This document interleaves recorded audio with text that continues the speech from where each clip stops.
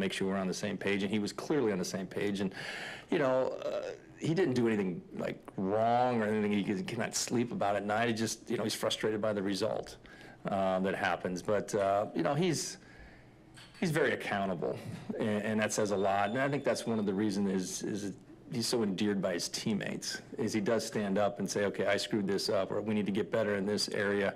And he does, he makes adjustments. He'll never forget yesterday's game. It's a huge growing opportunity, learning experience for him that'll serve him well probably in tomorrow's game as we get going along there. So I'm actually proud of the way he stood up, and that's, you need to have that kind of accountability upon yourself to be a good catcher in this league. I really believe it. Like you know that you're the one guy on the field other than the pitcher can actually affect outcome, you know, as much as, you know, anybody else on the field, and he really takes it to heart. So, you know, I heard some of the comments he made, and you know, I talked to him quickly right after it happened in the game. I sat down with him. I said, he goes, hey, you know, that didn't go as planned, whatever. I said, okay, we need to move on.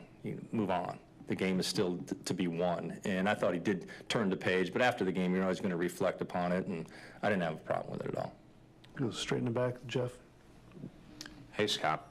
When you have a hitter as complete as Jordan Alvarez, somebody who seemingly doesn't have holes anywhere, how do you game plan that? Instead of throwing it 4 inches off the plate, throw it a foot off the plate, I guess, is the best way to go about it. I thought, you know, game planning, going into the game yesterday. And again, Luis Castillo, awesome pitcher, great stuff. And what makes him really good is his belief that he can get any hitter out in any situation. Understood. You know, but going into the game yesterday, we wanted to be careful with him. I thought he did a great job the first 2 at-bats. He really did a nice job mixing back and forth, changing locations, eye levels, all the things you need to do. Got a couple miss hits out of him, created a couple outs. You know, it happens. And when hitters get that hot, I call him, he's in the zone. You know, the ball looks this big. You can't slow him down. You can't speed him up. And sometimes it's best to just, you know, pass on by. Unfortunately, they have other players in their lineup, too. They're really good. So it doesn't make it all that easy all the time. But, you know, it's a challenge. There's no question about it. You know, you have to take what your pitcher on the mound has that particular day and what pitch he controls the best. You can just say, oh, just throw them all off-speed pitches. Well, that doesn't always work either.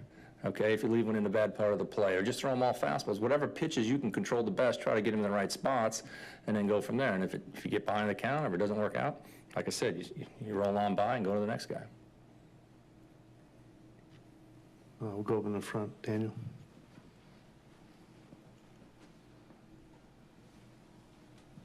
Scott, offensively, what have you seen from your ball club here in the postseason? It just seems like the intensity and the quality of the bats are really high, just one plate appearance after the next.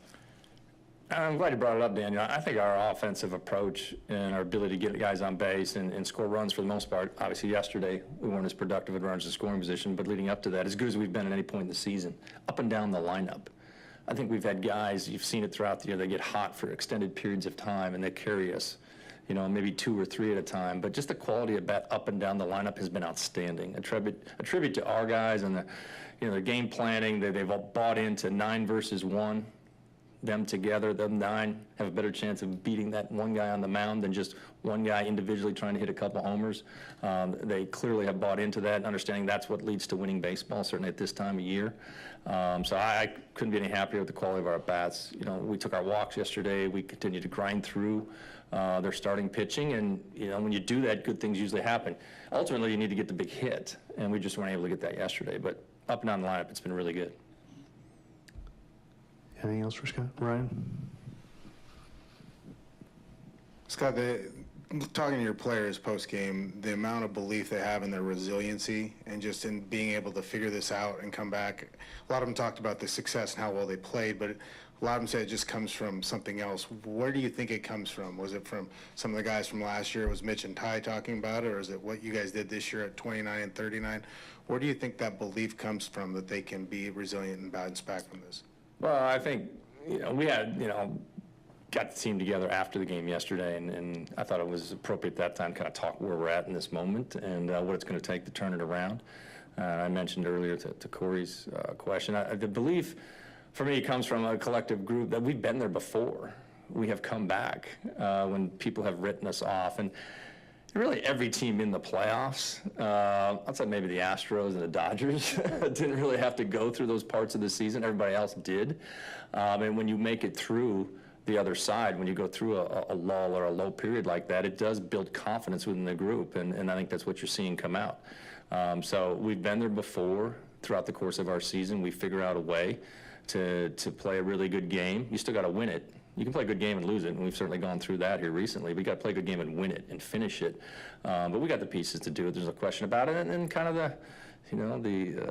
the factor that I don't think is getting talked about enough, I think it's going to show up tomorrow in the first inning, is when there's 45,000 Mariner fans in the stands, pumped and ready to go and all behind us, because we certainly need it.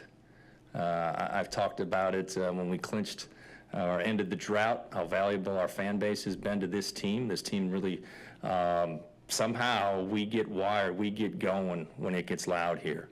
And I really ask everybody to bring it, not just our team, but all 45,000 people are going to show up here tomorrow, because we need it. All right. Thanks for coming in, Scott. Yep.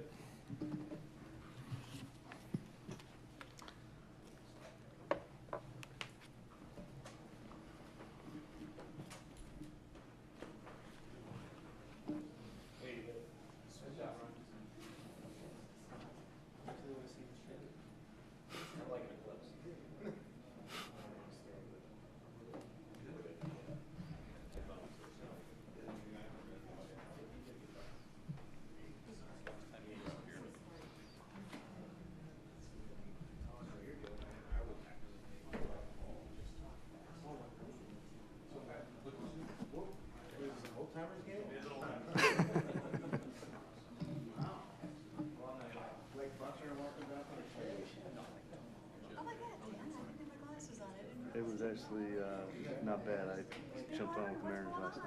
It's like a gene acronym. Yeah, I didn't see you. I say that respectfully.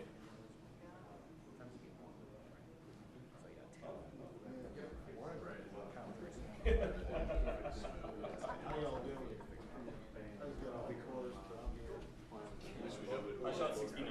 Toronto flight was like 3.5 hours late, and then this one.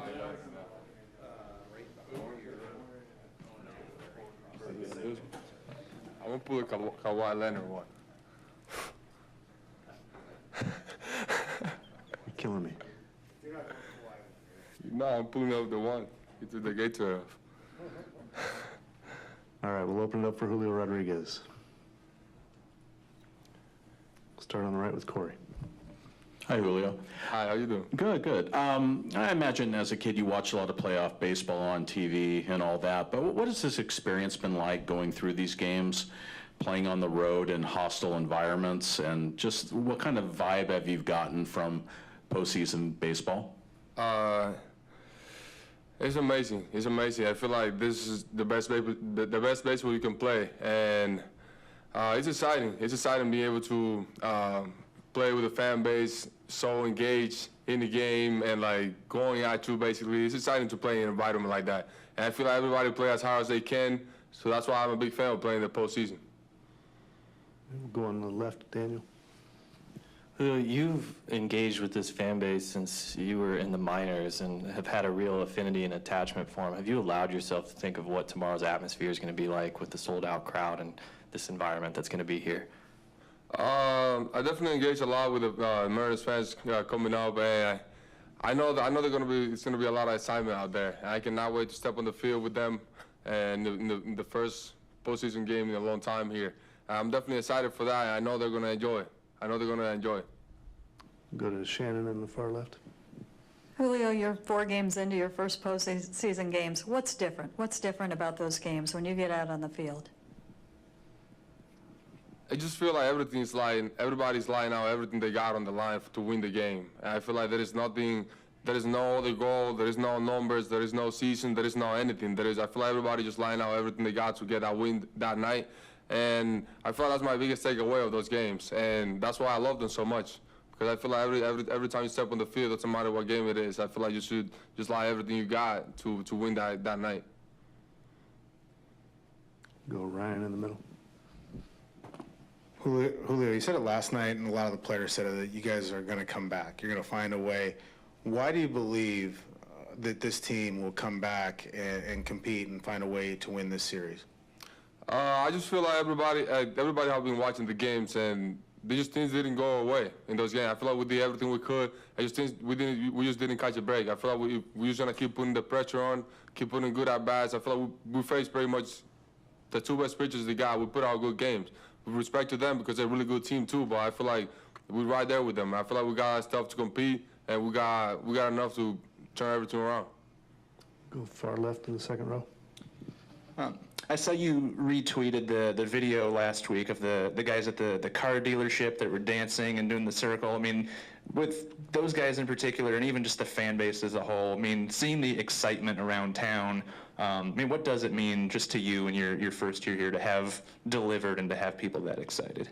I feel like that's what it's everything about. I feel like if you see the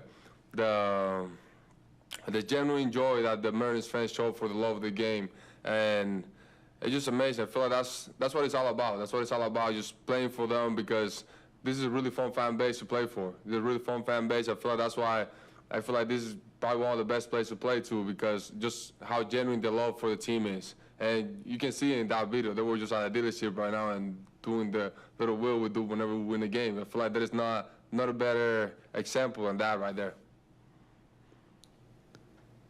Anything else for Julio? We'll go Daniel in the front. Julio, throughout the regular season, whether it was the home run derby or the late inning homers, you seem to just kind of drown out the pressure. How much has that mentality helped you to take into the postseason where the pressure is as high as it's going to be? I feel like a lot, man. I feel like in those situations, if you're afraid to give your best shot, then you're not gonna get a better result. You know, I feel like if you don't give your best in those situations, even though you can be nervous or whatever, but I feel like that doesn't have to get in the way of what you're trying to do. I feel like never just a feeling, but I feel like if you find a way to manage that feeling and just keep on going and keep on being yourself in those special moments, I feel like you're gonna deliver. And I find it fun. I find it fun being able to get those clutch hits, or whenever everybody is against you, and it's just you and the pitcher right there in the box. I feel like it's just fun whenever everybody just against you and you come out on top. Anything else for Julio? All right, thanks for coming in, Julio. All right, thank you guys.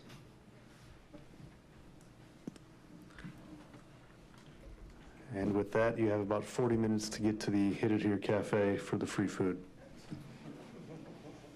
You're playing to your audience.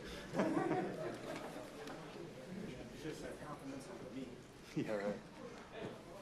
I don't know how good it is.